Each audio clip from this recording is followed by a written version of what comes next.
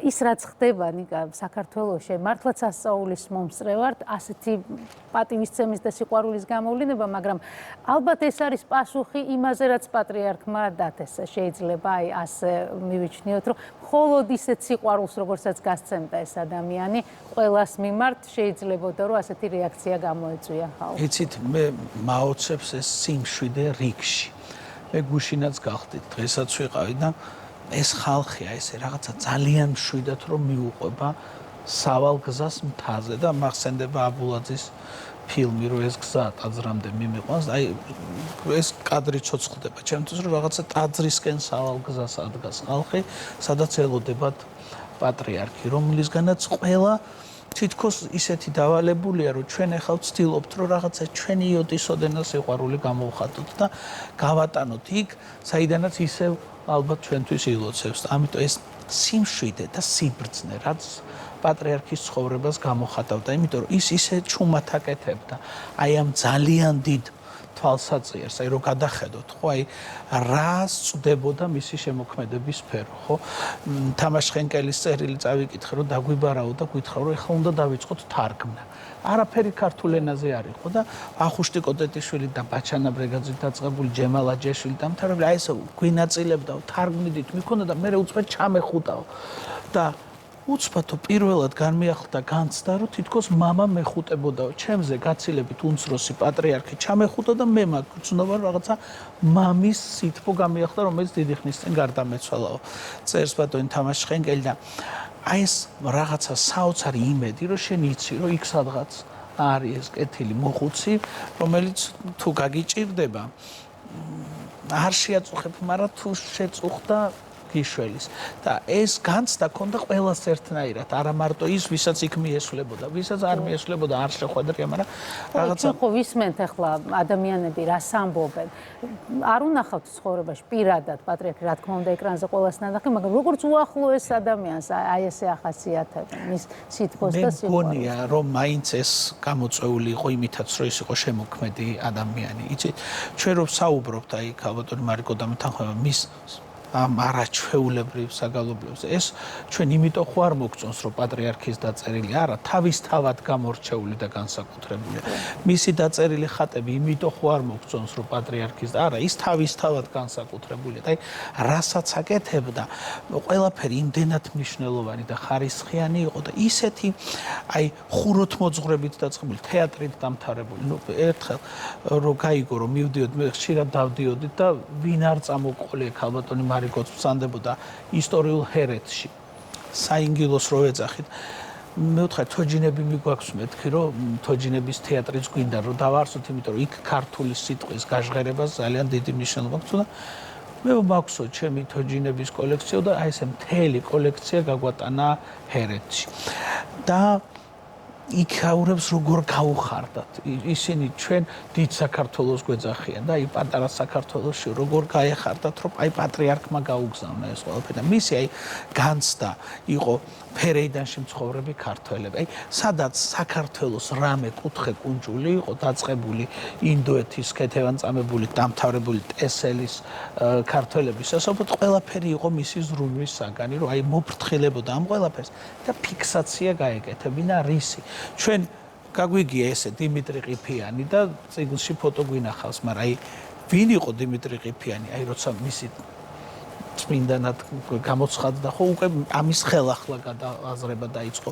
ილია ჭავჭავაძე დაწყებული, არ ვიცი თუ კი ვინმე მნიშვნელოვანი ცხოვრება შეფასდა, ხო ეს ყველაფერი აი ამ წმინდანად არ კურთხევა უნდა თქვა, არ ვიცი სწორად როგორ ითქმის წმინდანად კანონიზაცია, ხო ხელახლა მოხდა მათი ცხოვრების და შემოქმედების გააზრება იმ დიდი ხალხის, რომელმაც რაღაცა თანაარსებობა შეძლეს, რომ აი სამშობლოსთვისაც იცხოვრეს და თავიანთი ცხოვრებისთვის, რომელიც რაღაცა მაგალითი იყო და აი ამ ხალხის წინ წამოწევას მიუძღვნა. ძველი სახელებით პატრიარქის ნათლულობა მხოლოდ იმას ხო არ ნიშნავს, რომ ბევრი ბავშვი მონათლა. ის საოცარი სიბრძნე, რომ მესამე შვილს და მერე ნათლავდა, ხო? რამდენი ვიცით ჩვენ, რომ სწორედ იმიტომ გაჩნდა ის ბავშვი, რომ პატრიარქს მოენათლა, ხო? და ჩვენ ამ ყველაფერს რო შევაფასებთ, ამას დიდი დრო დაჭირდება და დიდი სიბრძნის ადამიანი, რომელიც ამას მოუყრის თანამედროვე სხარტი გონების აღსაქმელ ენაზე თავს, რომ ჩვენ გავიგოთ, რომ აი საიდან დაიწყო და სადამდე მოვიდა. მე ჩავწერე ინტერვიუ ველის ციხეში. კახეთის ულამაზეს სოფელში მოხუც ღრმად მოხუცებულ მოძღვართან, რომელმაც მითხრა, რომ შიოლაშვილიო, რომ მოვიდა ჩვენთანო, წერა კითხვასო, ფხვიერ მიწაზე გვასწავლიდაო. აი ესეთი ყოფით დაიწყო და აი ესეთი ყოფით დაამთავრა. ამიტომ ჩვენთვის რაღაცა მნიშვნელოვანია მისი არსებობა, როგორც მორალური კოდექსის რაღაცა საუკეთესო გამოვლინების და ჩვენ არ დაგვავიწყოს, რომ ის იყო ადამიანი. ერთი ჩვენთაგანი ასეთ მასშტაბურ სახელმწიფოებრივ ფიგურასთან ერთად თან არსებობდა ძალიან გულწრფელი ადამიანი, რომელიც ყველას ანუგეშებდა, გვერდში ედგა და საოცარ სითბოს ასხებდა. ხელმისაწვდომი იყო ყველასთვის, ვისაც ჭირდებოდა, ეს არის საოცრება. და იმედი რომ იყო იქ და რაღაცა თავისთავად ლაგდებოდა მისი არსებობით. მისი უბრალოდ აი ბოლოს დაუძლურებულიც კი ხელმისაშველებელი პატრიარქიც კი რაღაც აი დედაბოძივით იდგა, ყველაზე ძლიერი ძალა იყო, რომელიც რაღაც აი ამ სისუსტეს კიდევ უფრო დიდ სიძლიერეს მატებდა და ამითაც იყო განსაკუთრებული და მშვენიერი აი ამ გზას, რომელსაც ქართველი ჯიში ადგას სამებისკენ სავალთაზე, მშვენიერება ქვია, რომელიც მე ხიბლავს და მადლიერების რაღაც დიდ განცდას ბადებს ჩემში, რომ აი თურმე ეს შეგვძლებია, რომ ჩვენ უთხრათ ერთი სიტყვა, მადლობა იმ 50 წლიანი თავგანწირვისთვის, 59 წლიანი, რაც პატრიარქმა ჩვენთვის გააკეთა. მწუხარებასთან ერთად იმედიც ახლავს ამ ყველაფერს, იმიტომ რომ ადამიანებს აქვს განცდა, რომ ისინი შეძლებენ თავიანთ ცხოვრებაში რაღაცნაირად გაითავისონ და განახორციელონ ის, რაზეც პატრიარქი საუბრობდა, ხო? იმიტომ რომ ხანდახან ვესმოდა, მაგრამ ვერ გულში ამას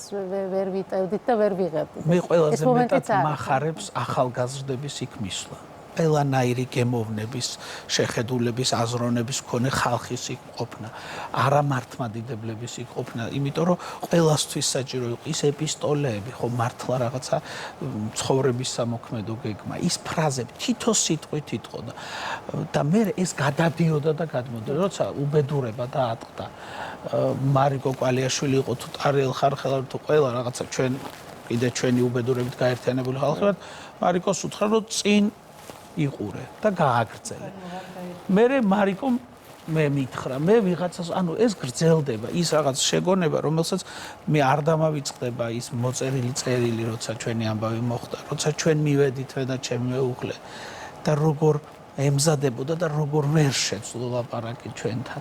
აი ყველა ის რაღაცა სიძლიერე, აი იმ სუსტ ხელს რომ მოკიდებდა რაღაცა დიდი ძალა გემატებოდა. არ ვიცი, ჩემთვის იყო რაღაცა ძალიან მნიშვნელოვანი ადამიანი, რომელსაც ძალიან იშვიათად აი ფიქრშიც არ ვაწუხებდი, მაგრამ უბრალოდ ვიცოდი, რომ ის იყო, რომელიც ყოველთვის რაღაც დიდ ძალას და ენერგიას მოგვცემდა. რა აძლევდა მის ნუგეშს ასეთ ძალას, იმიტომ შეიძლება ვიღაცამ ბევრი სიტყვა თქვას, მაგრამ ეს არ მოხდეს. სიბრძნე, მან ზუსტად იცოდა. ის იყო დიდი ინტელექტის მქონე ადამიანი. ეს არ იყო უბრალოდ რაღაცა დიდი დიპლომატი, დიდი სიბრძნის ადამიანი, რომელმაც ზუსტად იცოდა აი ნიუანსი და გემოვნება, აი ყველაზე მნიშვნელოვანი კიდე მის მოღვაწეობაში, მის შემოქმედებაში, აი ჩვენ გენეტიკურად გემოვნებიანი ხალხი ვართ, აი ქართველები, ხო, აი გენეტიკურ რეგიონში განსაკუთრებით საზოგადოდ მქონია. აი ამ გემოვნების, აი ნახეთ როგორი ყველა ნიუანსი, არ ვიცი, აი ფერით დაწყებული, ქართული ფერით დაწყებული, აი ამ მუსიკალური ინტონაციით დამთავრებული ყველაფერში აი ამ გემოვნების შენარჩუნებას შეუწყო ხელი, იმიტომ რომ თვითონ იყო ეს რაღაც გენეტიკურად აი ამ ჯიშის გაგრძელება ჩვენ რო აი მცხეთაში, აი იქ ღმერთის ბუნებაში კაცმა ჯვარი დადგა და ეს გენეტიკა და გემოვნება შეერწყა. აი ამ ყველაფრის გაგრძელება იყო პატრიარქი და აი ამ ყველაფერმა ალბათ შექმნა ეს მშვენიერება და არ ვიცი, ბევრს ვისაუბრებ ახლა რომ მომცეთდრო, მაგრამ ნუ ჩემთვის იყო აი ამ ყველაფრის გვირგვინი, რომელიც აი ამ 59 წლის მანძილზე გვინათებდა გზას და რაღაცა ძალას გვაძლევდა.